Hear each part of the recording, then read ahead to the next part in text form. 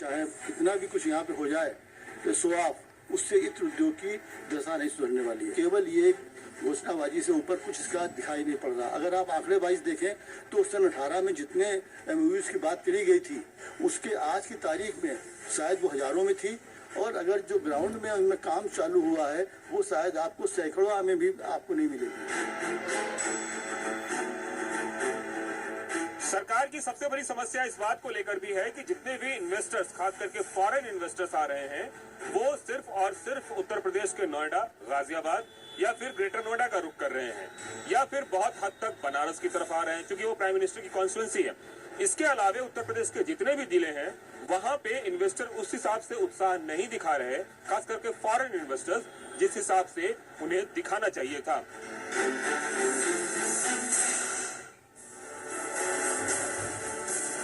उत्तर प्रदेश के जिन industrial corridor का सरकार दावा करती है उसमें एक औरैया की प्लास्टिक सिटी भी है। जरा सोचिए, 2001 से ये सिटी बननी शुरू हुई थी, 2 से 3 साल बाउंड्री बनने में इसके लग गए, लेकिन उद्योग का काम करने अभी तक किसी सार्थक नतीजे तक ये नहीं पहुंची है। यहाँ अब तक सिर्फ बाउंड्री बनाई गई है, लेकिन प्लॉट वीरान है, खाली जमीन पड़ी हुई है, उद्योग को लेकर कोई काम नहीं हो रहा है।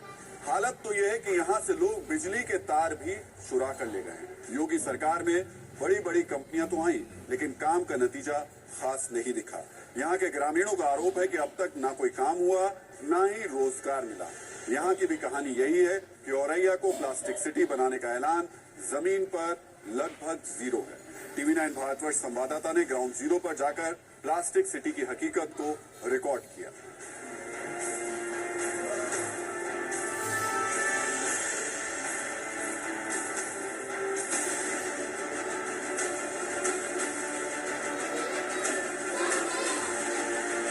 उत्तर प्रदेश सरकार जिन इंडस्ट्रियल कॉरिडोर का दावा करती है उसमें से एक कॉरिडोर औरैया का भी है। औरैया का ये प्लास्टिक सिटी एक ऐसा कॉरिडोर है जिसके बारे में सरकार अपनी वेबसाइट पे यह बताती है कि यह एक कॉरिडोर है जिसको हमने डेवलप किया है और यहाँ आके इन्वेस्टर इन्वेस्ट कर सकते हैं। अगर मैं इस कॉरिडोर की बात बताऊं आपको तो यहाँ पे सिर्फ और सिर्फ एक पुलिस चौकी बनी हुई है और इसके ठीक सामने में या फिर अगल बगल जमीन का अधिग्रहण किया गया है। और उस अधिग्रहित जमीन पर अगर हम डेवलपमेंट की बात करें तो आपको कुछ भी डेवलपमेंट नजर नहीं आएगा सिवाय इसके कि बाउंड्री हुई पड़ी हुई है।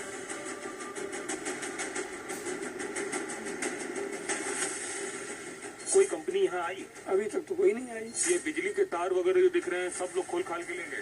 जी, एक बार पेपर से निकला था कि यहाँ पर अब 40,000 वर्कर काम करेंगे, लेकिन 40 का ये 4 वर्कर नहीं दिखाने। सरकार जिस इंडस्ट्रियल कॉरिडोर को सोने का अंडा देने वाली मुर्गी समझ रही है उसकी बुनियादी सुविधाओं की हकीकत ये है कि टूटी हुई सड़कें, और सड़कें भी इतनी खराब कि आप सोच नहीं सकते हैं कि इस कॉरिडोर पे कैसे कोई आएगा।